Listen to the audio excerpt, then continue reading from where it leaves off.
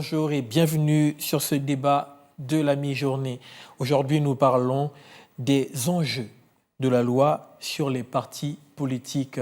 Comme vous le savez, la transition au Gabon est achevée depuis l'élection présidentielle qui a vu le candidat Brice Clotaire Oligui Nguema être porté, on va dire, par les populations, à hauteur de plus de 94% des suffrages. Mais plusieurs questions se posent, bien sûr, pour la suite. On parle de la Ve République, on parle de tout un encadrement législatif, un encadrement légal dans lequel il faut faire asseoir, on va dire, ce qui va guider le peuple sur les 7 prochaines années, et peut-être bien plus d'ailleurs. Et nous parlons des partis politiques. Il s'agit bien sûr de structures qui sont encadrées.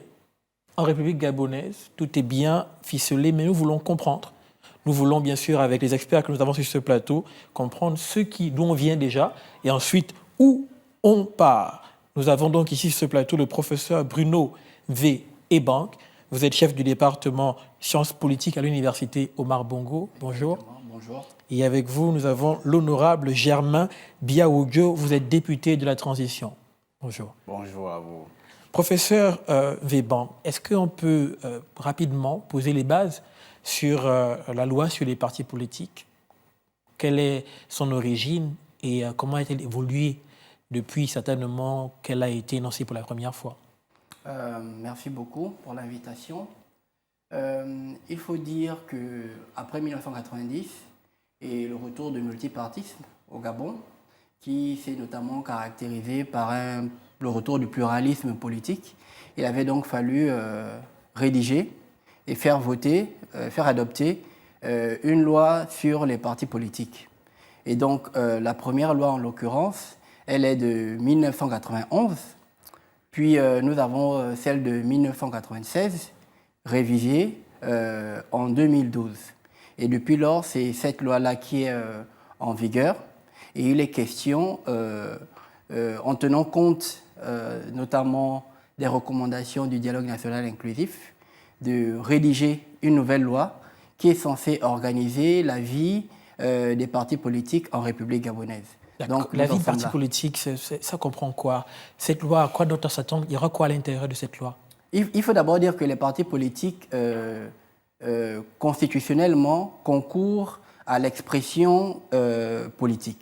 C'est-à-dire les citoyens se regroupent notamment au sein des partis politiques pour porter leurs idées, leurs idéaux, leur vision du Gabon qu'ils voudraient voir se matérialiser. Et les partis politiques sont donc des acteurs fondamentaux dans le jeu démocratique d'un pays.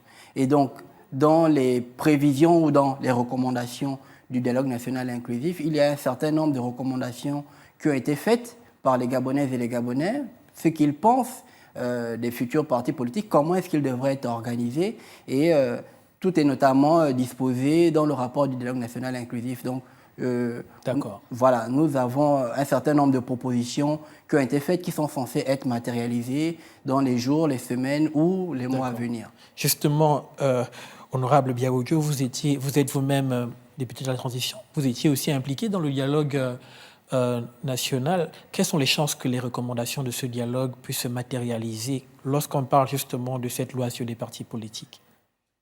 Écoutez, merci de m'avoir invité à ce plateau assez important parce qu'il s'agit d'une réforme assez importante après la Constitution, après le code électoral et après l'élection présidentielle qui vient d'être organisée de façon démocratique.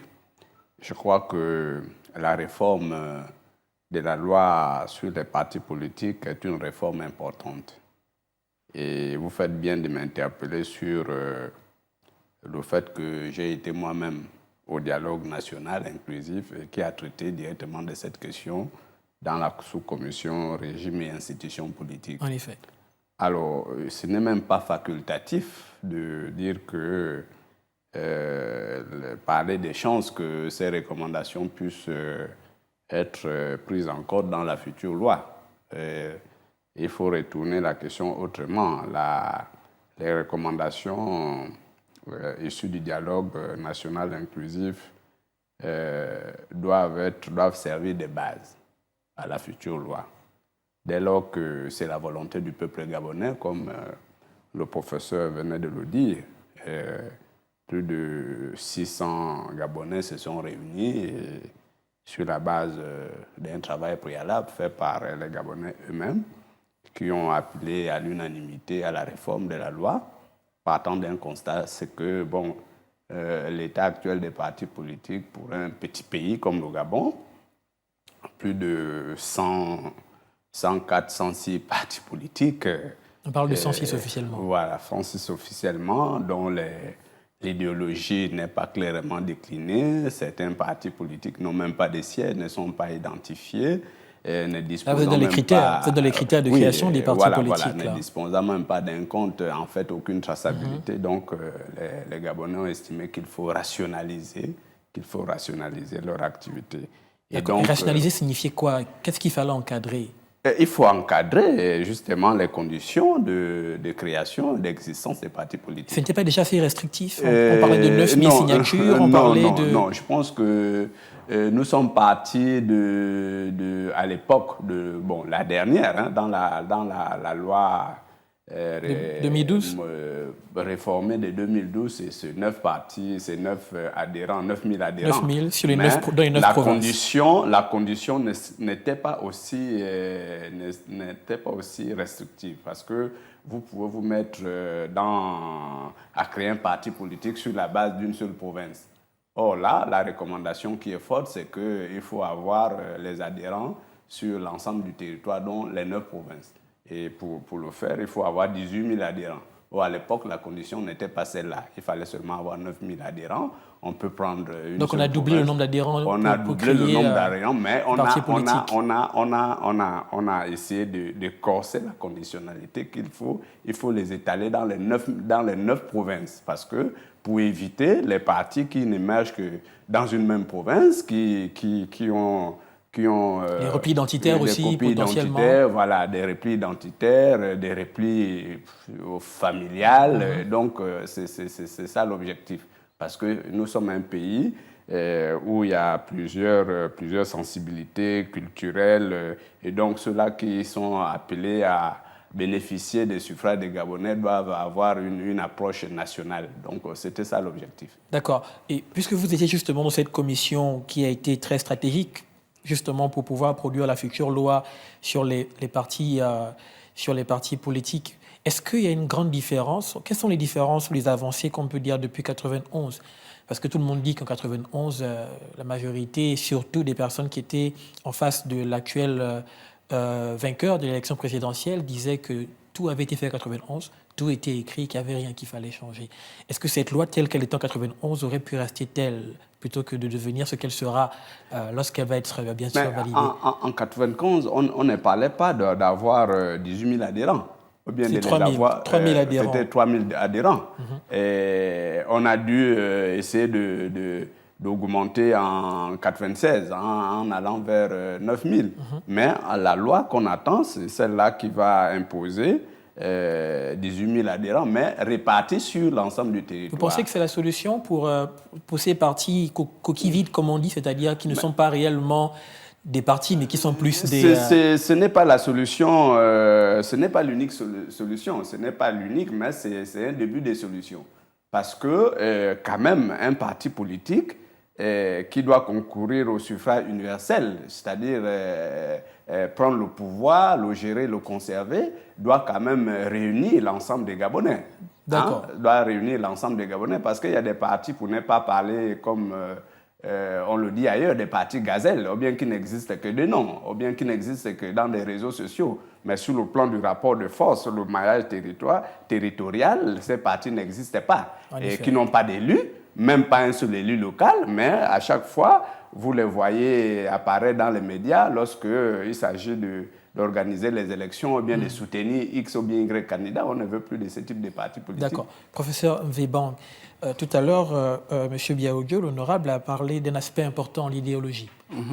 On sait que dans les recommandations du dialogue national, il a été suggéré que les partis politiques puissent adhérer à un nombre précis d'idéologie qui serait représentée dans l'hémicycle donc de l'Assemblée nationale. Quel est votre avis là-dessus? Je suis parfaitement d'accord avec cette perception des choses. La création des partis politiques s'appuie sur un constat d'abord d'une personne ou d'un groupe de personnes qui identifient une façon de concevoir leur État, leur pays. Et c'est directement lié à l'idéologie. Et c'est cette idéologie en créant... On a 106 partis au Gabon. Voilà. On ne sait pas si l'idéologie les a... Voilà. À la vérité, pour un pays tel que le Gabon, 106 partis politiques conduit à l'observation selon laquelle soit c'est une recrudescence partisane qui s'est faite à la faveur de la libération politique ou du libéralisme politique du début des années 90, où il fallait simplement laisser aux gens la possibilité de s'associer et de se regrouper au sein des partis politiques. Mais de nos jours, cette simple conditionnalité n'a plus de sens. La vérité, c'est que la plupart des partis politiques, sur les 106 partis politiques, je vais dire, allez, 90% des partis politiques n'existent que de nom et n'émergent qu'à l'orée des échéances politiques, à l'orée des échéances électorales. Cette conditionnalité de l'idéologie est hyper importante parce qu'elle permet justement de lire clairement, ça permet aux citoyens de lire clairement ce que défend les leaders politiques de tel ou tel parti politique. Et de faire leur choix aussi. Et de faire leur choix en toute conscience. Parce que la réalité, c'est qu'on avait en gros deux groupes de partis politiques, comme le disait si bien l'honorable, le parti au pouvoir et des partis gazelles tout autour qui se réunissent seulement pour participer à la gestion de la chose publique, et d'autres qui sont dans l'opposition en espérant peut-être un jour être appelés pour participer à la gestion de la chose politique. Nous devons aboutir à une vie politique où les sillons sont clairement tracés, chacun est très clairement dans sa ligne, et là l'opposition est beaucoup plus constructive que uniquement critique. La critique ne sera plus une critique de personne, mais une critique des idées. On peut s'inquiéter lorsqu'on vous écoute, professeur, sur quelle base un parti politique présentait une liste de 9000 adhérents, sachant qu'il n'y avait pas forcément d'idéologie. Ces personnes qui signaient les fiches d'adhésion, ils adhéraient à quoi? Mais justement, concrètement, c'est ce que disait l'honorable. À la réalité, qu'est-ce qui nous dit même que c'était véritablement des personnes physiques qui remplissaient... C'est vrai que certains ont évoqué cette possibilité. Et signaient. Peut-être que c'était quelqu'un qui inventait des noms et qui signait. Voilà pourquoi, dans les recommandations du dialogue national inclusif, vous avez vu qu'on ajoute comme conditionnalité, ce n'est pas simplement le fait de remplir la fiche d'adhésion, mais le membre doit donner au parti politique son numéro d'identification personnelle. Ça permet de numériser justement... Il y a une dimension digitale, Il y a une dimension digitale, c'est les éléments de contrôle, non seulement pour contrôler la véracité du nombre affiché par le parti politique, le nombre d'adhérents affichés par le parti politique. Un candidat à l'élection disait que des gens s'asseyaient et puis ils signaient plusieurs fiches en même temps. Justement. Ce serait impossible désormais. Avec le NIP, en principe, ce sera impossible. En principe, ce sera impossible. Donc, il faudra, dans le dossier de ces partis politiques, donner les 18 000 fiches d'identification personnelle de leurs adhérents d'un côté, choisir une idéologie politique. Le rapport du dialogue national inclusif recommande 4 grandes idéologies. Globalement, on dit généralement c'est la droite, la gauche, le centre et peut-être, je ne sais pas moi, les progressistes qui seraient un autre groupe. Et justement, je voulais avancer pour parler à l'honorable. Vous êtes, bien que ce soit une assemblée de transition, vous êtes dans l'hémicycle. Est-ce que vous pensez que le Gabon a atteint la maturité pour parler, comme le professeur vient de dire, droite, gauche, centre? Je suis certain que même parmi les politiques, plusieurs ne savent pas forcément ce que ça veut dire. Mais est-ce qu'on a la maturité? Vous voyez un pays comme les États-Unis, c'est 300 millions d'habitants, il n'y a que 2 partis. L'Angleterre, 70 millions d'habitants, il n'y a que 2 partis aussi. On ne va pas vers un système similaire, mais est-ce qu'on quitte de 106 partis à 4? Est-ce qu'on est prêt?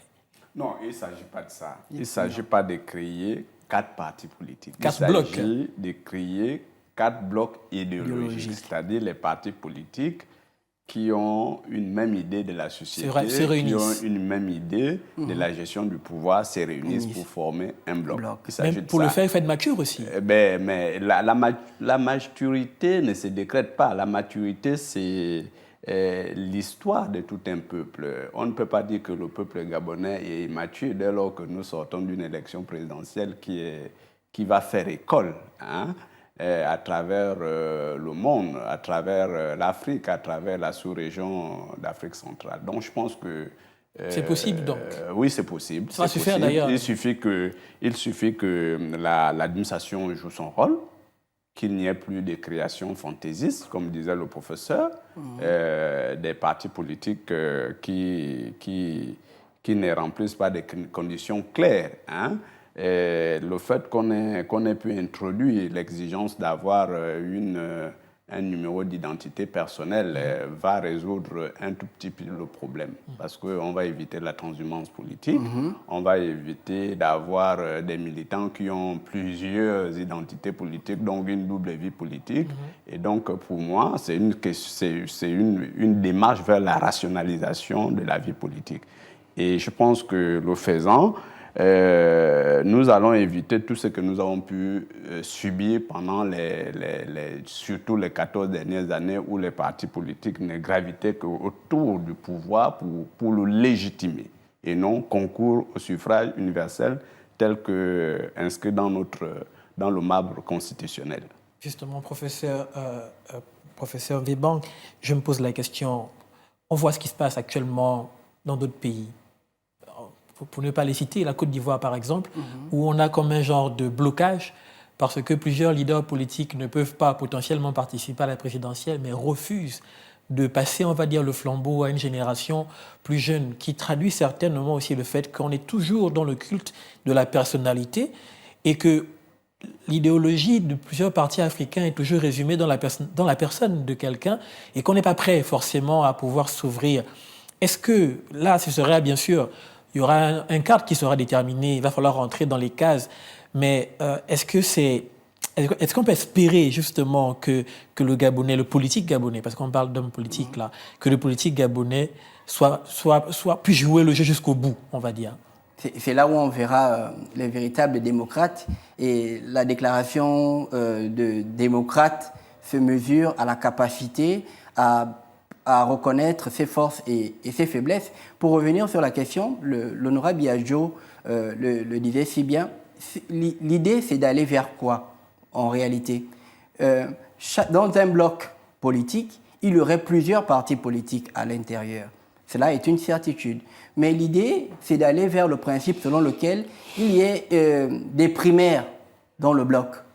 D'accord. Voilà. Des primaires pour les élections? Pour les élections. Donc, par exemple, si on est aux législatives, les 4 blocs en question à l'intérieur pourraient faire une primaire pour qu'il y ait un candidat du bloc. Valable aussi pour les présidentielles, valable aussi pour les présidentielles. Ce serait ça. Vous pensez qu'on ne va pas avoir des défections, des gens qui vont vouloir aller chacun... C'est là où on va voir, justement, c'est ce que je vous explique, justement. C'est ça le jeu démocratique des grandes démocraties telles que les États-Unis et même la France. On l'a vu en 2017 ou encore en 2022 en France, où il y a des primaires de la gauche, il y a des primaires de la droite. L'idée, c'est vraiment d'aller vers ça et pour un seul candidat. Donc, un candidat qui porterait le parti politique de son idéologie, qui rassemblerait toutes les sensibilités. Les autres partis de son bloc. Voilà, les autres partis de son bloc, et cela rationaliserait la vie politique. C'est vraiment vers cela qu'on doit aller pour que le citoyen ait une lecture claire des propositions qui sont faites par les uns et les autres. Le problème, c'est cela. C'est-à-dire que le citoyen, au lieu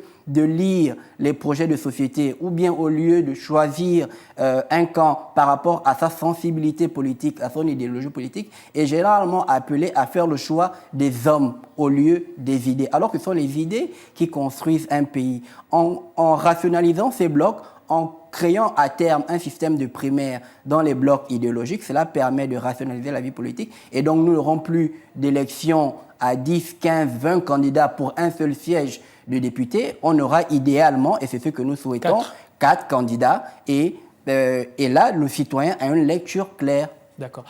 Honorable Yaojo, ça signifie que potentiellement, dans la loi qui va être votée, est-ce qu'il y aurait donc des garde-fous? Ce que je veux dire, c'est, est-ce que, simplement, je suis membre du bloc Les Démocrates, par exemple. J'ai mon parti politique, on est une trentaine. Donc, logiquement, on ferait donc des primaires pour avoir un candidat pour le siège, par exemple, du 3e arrondissement à Libreville.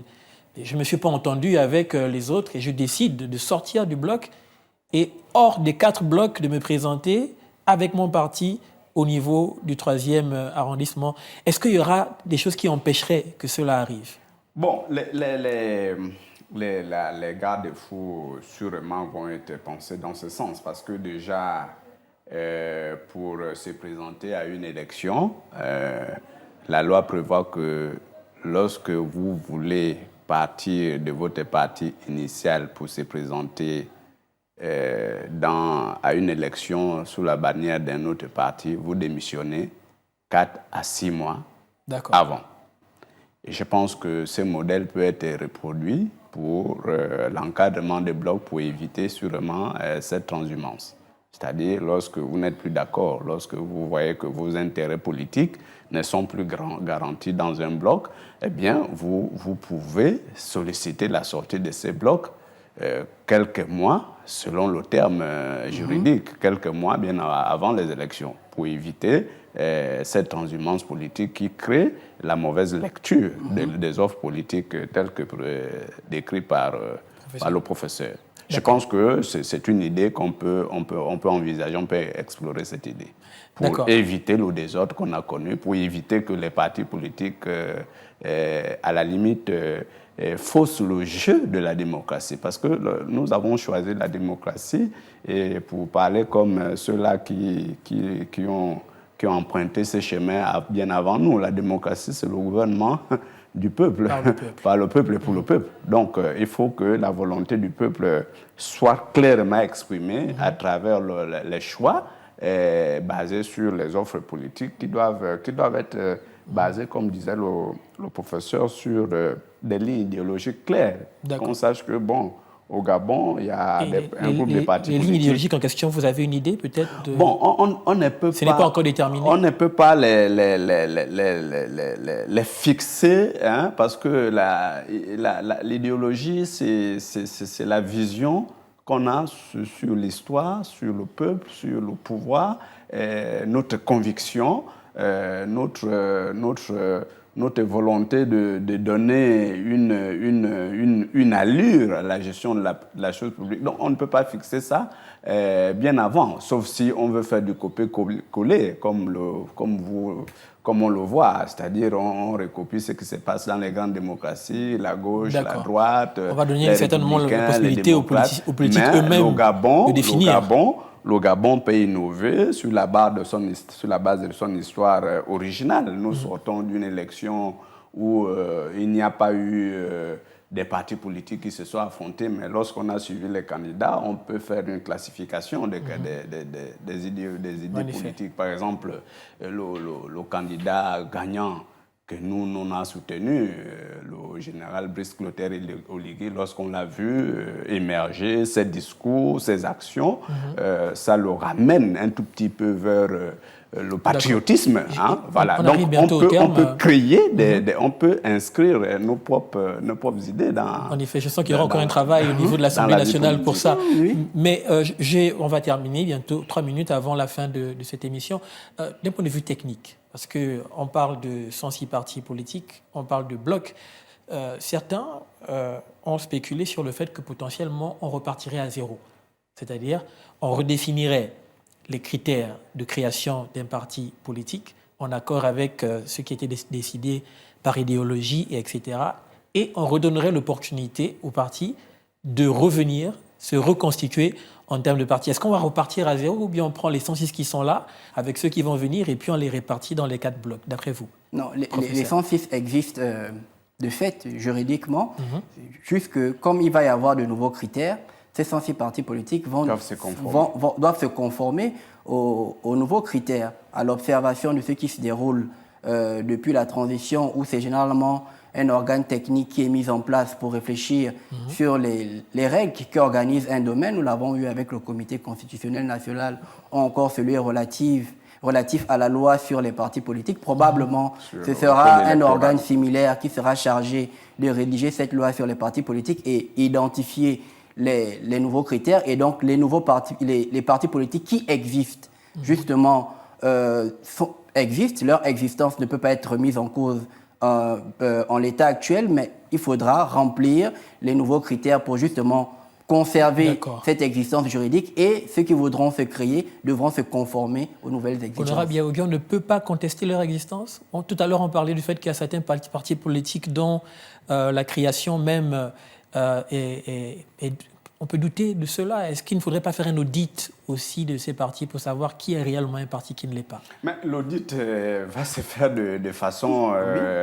c'est un audit des faits. Le fait que si vous ne présentez pas 18 000 adhérents, vous n'êtes pas un parti politique, vous ne remplissez pas les critères essentiels pour la création. Mais au-delà des critères de création, nous sommes arrivés au terme rapidement. Il faut dire un mot sur les critères de maintien des partis politiques et leur financement. Parce qu'au dialogue national, il y a quand même eu des mesures assez fortes qui ont été proposées, c'est-à-dire avoir au moins 5 parlementaires, donc élus nationaux, sénateurs, députés, avoir au moins 30 élus locaux. Et c'est sur cette base que les partis politiques vont bénéficier du financement public. Du financement public, voilà. Oui. En effet. Nous allons revenir dans les prochains débats que nous aurons sur le financement public qui est en soi, bien sûr, sujet à beaucoup de débats. Merci d'avoir été avec nous sur ce plateau. Je rappelle que vous êtes l'honorable Germain Biaougui, député de la transition. Oui. Avec vous, le professeur Bruno Weibang. Vous êtes chef du département sciences politiques à l'université Omar Bongo. Merci à vous. Merci pour l'invitation. Merci d'avoir été avec nous sur ce plateau. Le débat du 12-15. Restez connectés. Au revoir.